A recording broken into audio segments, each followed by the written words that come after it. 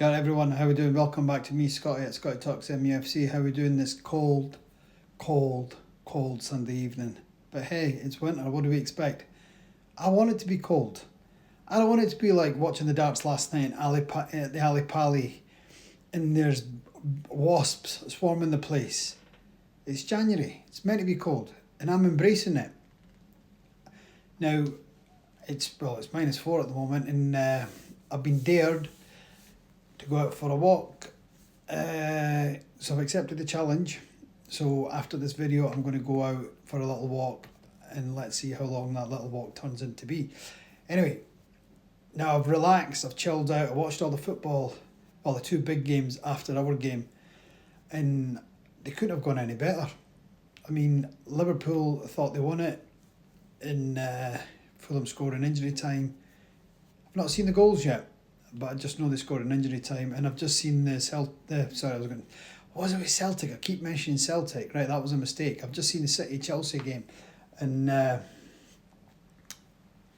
thought City should have walked away with that in the first half, but well done Chelsea. I was wanting a draw, and I got a draw in both games. To be fair, there was no way I was expecting City or Liverpool to lose.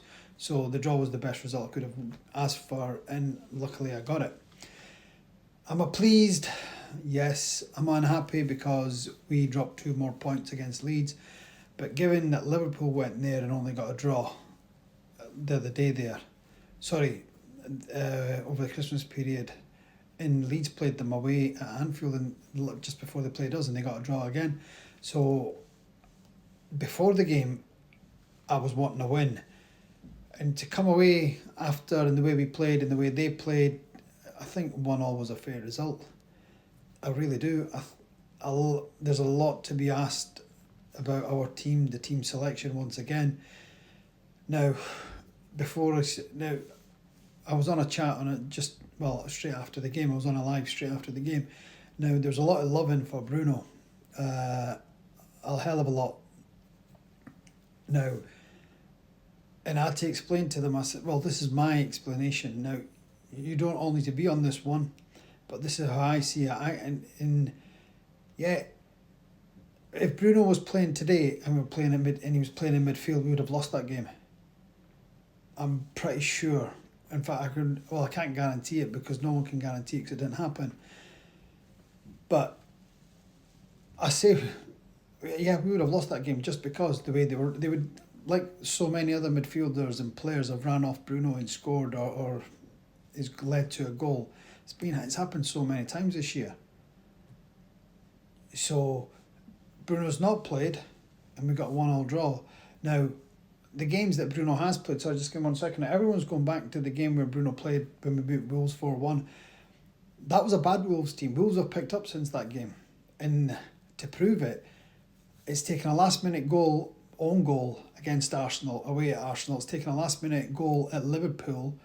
Then they came to Old Trafford and they got a draw. They've just gone and beat West Ham. So Wolves are playing probably the best form of the season. But still, I would have expected to beat them. And everyone's going on about, had Bruno played, we would have won. Not necessarily true. I mean, Bruno was there against Everton. Our assist king was there against Everton where we played 90 minutes against 10 men. And we didn't create a chance. Yet Bruno played the whole game. So, and all the other games that Bruno's played in, he's not created anything. So I don't get that Bruno's the assist king and things like that. We've lost to teams when Bruno's played, and more than often than not, he's been at fault for the goals. But it's not about Bruno. Bruno's not played in. Listen, I want no one to be injured. But at the same time, do I want to rush him back? No, I'd rather he be fit and full back to his normal. What I don't want is him to come back and break down again. Now, coming into this, the festive fixtures, when I say that, after, I think there was like a 10-game run where I looked at, which takes us up to the Burnley game. There's a 10-game run that I was out, right, we should be getting about 21 to 24 points out of that. We've not even played them, the 10 yet. But the maximum we can get is 16. the maximum. So that's just over half. So from 10 games, we've only got, the maximum we can get is 16 points. That, I wish I had the stats for what Arsenal have done in the same amount of games, what City have done, what Chelsea have done. In fact, I'm going to bring that on for my next show. I'm going to have these stats with me, because we will have played the 10, and I'll see how many points we got and how many teams, the other teams above us, got in that same period. When I say above us, I'm also going to include not Bournemouth, but I'm going to include Brentford and Fulham at the same time, just to see if we're what kind of form we're in exactly. Now, with that said, going back to today's game, I've tried to stay off Sesko, but he should have. Now, I know there were 2 half chances, but one of them should have gone. I mean, you can't keep getting these half chances. There's got to be a time when you've got to start converting. It's just, like, he's looking sharper, don't get me wrong, he's looking sharper. And every game he's looking sharper. I mean, this is the first game I've seen him complete. I can't remember the last time he played the full 90 minutes. Casemiro played the full 90 minutes. Is that because the manager didn't trust the youth? So if he didn't trust the youth, why did he drop them in the other games? I mean, I'm lost with the manager, but I don't want to get on his back. Do you know why? Because he's not the problem. He's not the solution, but he's definitely not the problem. He's part of the problem, but I definitely wouldn't say he is the main problem. Like, I'm looking at it now. Now, there's been loads of talk from last night to today there's a breakdown of communication with the board and Amarin, the team selection and whatnot. It's just all over the place. And the most interesting one of the lot is there's talks going on, and well, according to Sky have already broke this. They broke this 2-3 days ago now, that United have open talks with Baleba in all that kind of stuff. Well, as I don't know if people who watch this are aware of this, Hearts are co-owned. Well, one of the Brighton owner has got a massive stake in Hearts. Now, the other week there was an AGM, or it was a sportsman's do, and the owner was there, and one of the Brighton CEOs, I'm not too sure, he didn't give me the name, or he did, and I can't forget, to be fair. Someone in the crowd asked the question about Baleba, even though it was nothing to do about Hearts. And see, even then, even at Hearts Sportsman do, where their bosses are attended, they still ask a Man United question. This is what I mean. We're always news. Doesn't matter where we go, we're always news. We're always relevant. So the question was asked, is Baleba going to go to Man United? And the Brighton person said, not in a cat and hell's chance. So is there any truth in that, or is the media he's just playing it down so he can get more money out of United? But now there's people up here, the media up here have all speculated that the Man United are just doing spin, and there's not a cat and hell's chance that's happening, given that Brighton chap has turned around and said not a cat and hell's chance. So these stories that are coming out of Man United, I honestly believe it's just absolutely codswallop. It's just pure tosh. They're just spinning us lies. They're letting us know that they're behind the scene. They're working on absolutely nothing. Absolutely nothing. Zero. Zilch. Yeah. Now, what they are working on. Now, I think this is a big indicator for me what's coming in the next few months, and as well as the breakdown between the board and the manager. Now, I think that the breakdowns come. Now, I may be totally off the mark with this. A couple of games ago, Ruben Amorim played 4 at the back. Then he reverted back to 3 at the back, and we won that game. Actually, we won against Newcastle. We dropped 2 points against Wolverhampton, and we played dreadfully. Wolves were the better team. And had it not been for Lamans, we would have dropped that point that we got. Now, so I don't know if the board have been on his case. You need to play better football. You need to play 4 at the back because it suits the players, whatever. Today he played. It looked like a 5. It looked like he played 5 at the back, but I'm not convinced by his style of football. But at the same time, I can't blame I can't blame the manager because the manager's he's bought 5 players in, and one of them needs to get thrown out anyway, straight away. Dorgu's not good enough for Man United. Dorgu's not good enough for the Premiership, never mind Man United. I'd like to see where he ends up after Man United, and I can tell you now, it's not going to be the Prem. No way, not a cat's hell chance. Dorgu's... Now, going before Dorgu. Now, I know Yoro got hooked earlier in the game today for Xerxes, but Dorgu must have been the worst player on the pitch. He was absolutely dreadful. Dreadful. He's had one good game since he signed last January. One good game, and that was against Newcastle. And that wasn't because he did nothing. He did absolutely nothing. He scored a goal.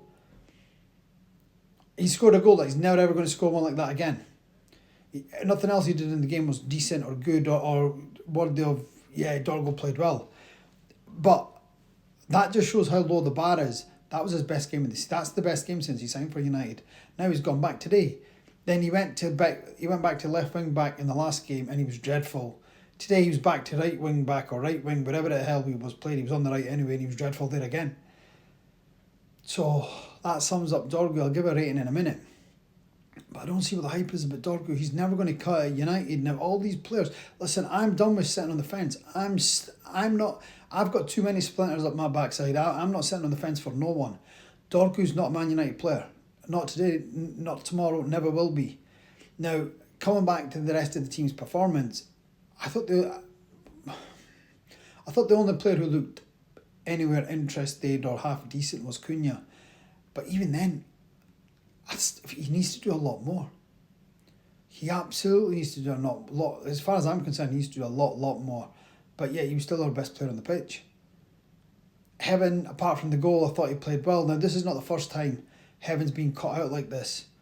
Heaven really needs to work on his physical strength because he gets brushed aside really easily. And he's still young, so he's learning his game and he can still bulk up and get stronger. But my big worry is, what are we doing with Yoro? I mean, this was the best centre-back talent, youth talent out there, yet we pipped Real Madrid. And I bet he's regretting making that choice now because he has... This year he's gone backwards. He absolutely has. Now, is that because he's playing with someone they don't speak the same language or do they not speak the same football philosophy? Either way, something is wrong because he has just gone so far back. I couldn't even imagine how far back he is. The overall performance was a 5. It was a proper damp squib, but I'll take a point. Given how the rest of the results went, and I know it makes me better that had we won, had we had a bit of decorum, had we had a bit of discipline, we could have won that game. Do you know what the sad thing is? Sesko was bought to score goals, and he doesn't do the very thing he was bought for. Now, we've actually scored. I think we're the 3rd or the 4th highest scoring team in the league this year. So, and I think like I said earlier, I'm going to check what's our in the last 10 games, how many goals we scored and conceded, how many points we picked up. I'm going to check our stats, but I know we're one of the highest scoring teams this year. But our defending is woeful, and today again proved it. We're just too soft in the middle. And this is with five defenders, Casemiro and Ugarte, and we get split open just like that. Split open, and yet we've got 7 defensive, define-minded players on the pitch. So what is that saying? Now, I think the big one is, with all the tittle-tattle that's going on or what's coming out here, whether there's any truth in it, I don't know, sorry. If the manager gets backed in January, I believe he's got a future at this club, and if he doesn't, he'll be gone. Now, the manager's just the board are just strangling him, and then they'll cut him loose in time to come. Now, the biggest thing is, everyone, myself included, I've been attacking the manager. Now, the managers have the same players that have been there since Ollie. And is there anyone... Sorry, they've been there since Louis van Gaal. I don't think there's anyone here from David Moyes' time. I think the earliest is Louis van Gaal. What does that tell you? And these players that have been at this club have got every other manager the sack. And by the looks of it, it's going to happen again. It's not the players' fault. They're out of their depth. None of them. The players that played today, the only player I can think who's a Man United player was the goalie and Cunha. I think Heaven's got potential. I thought he was probably the best out of the bunch, but the rest of them there's a lot to be desired. Like Dorgu, Dalot. Jesus Christ. Dalot. Do you know what I mean? He's still here. When are we going to wake up and smell the cheese? This guy is not good enough for Man United. And the sooner we get rid of him, the better. Right. I'm going to give a player's rating and then we'll wrap up. Goalie, Lamens wasn't at fault for the goal. He did, so I'm giving him a 6. Dalot, dreadful again, 3. Who played Heaven.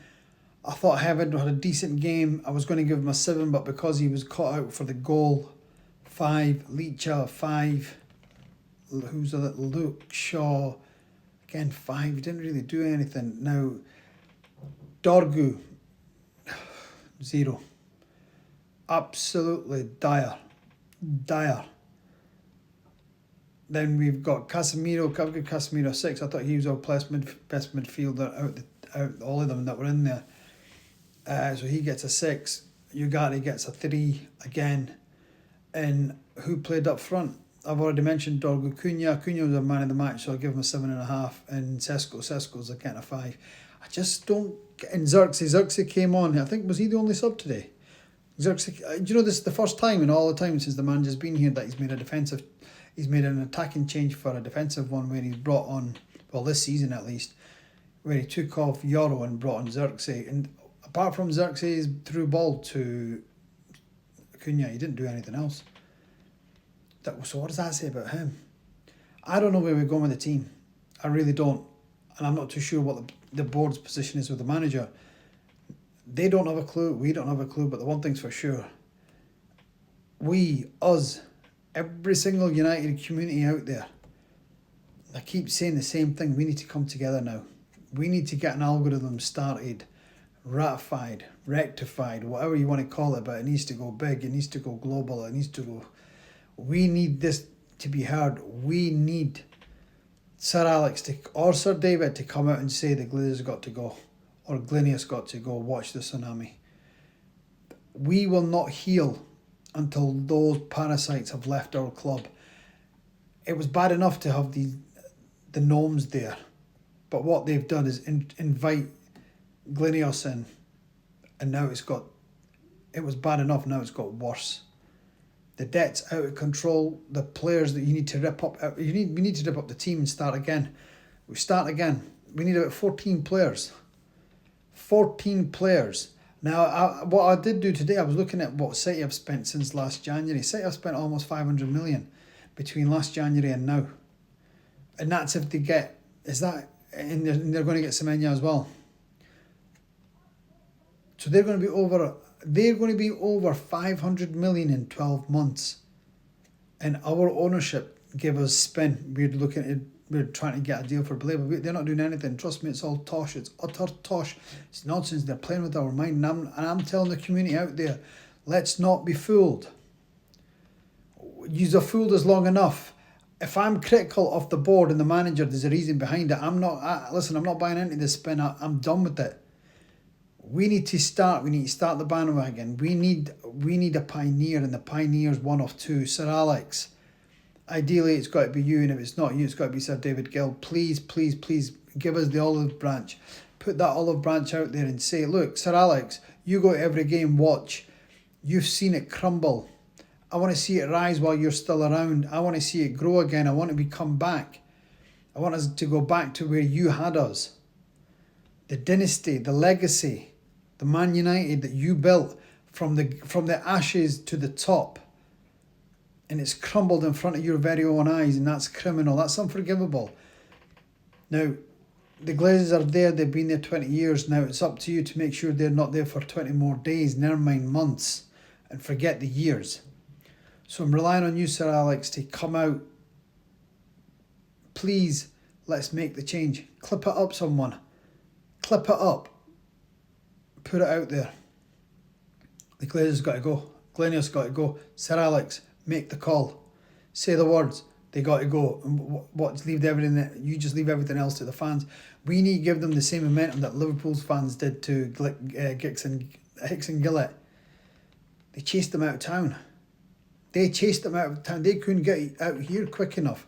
We need to do something similar. We've waited long enough, 20 years. Liverpool fans only put up for 3-4 years. We've done 20 years. Yeah, this life sentence has gone on too long. Now I want us to rise from the ashes and take over like we did before. But first and foremost, under these clowns, we're going nowhere fast. So it's up to us. It's up to us fans to let the board know that we're done with you. Yeah, I have stopped buying all Man United merchandise. I have done for years. I've given my ticket. I'm not interested in watching them. I still go, but I'm no longer a season ticket holder. Why? Because I refuse to pay them the money. And to be fair, had I not started this channel, this platform, I wouldn't be going. Now I feel I'm cutting my nose off to spite my face.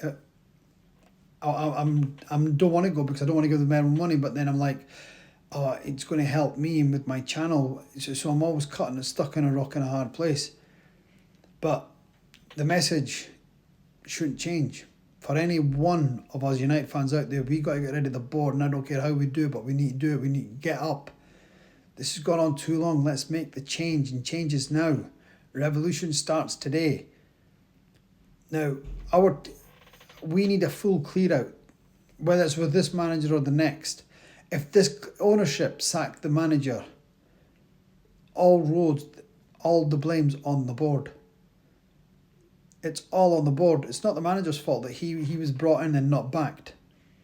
It'd be different if he was brought in and backed and then he still failed. So I'm going to wrap this up now. Right, we've got Burnley on Wednesday. Now we need the 3 points, given how badly we performed in the last 10 games. Now hopefully our next game is going to be a 3-pointer. As for today's game, the best thing that came out of it was not the performance. We got a draw, and that's the best we could make up. But luckily for us, the teams in and around us couldn't capitalise, and they've all drawn as well. So that's the best part of the whole. That's the best part of all today. It really is. I can always count on Man United to let me down.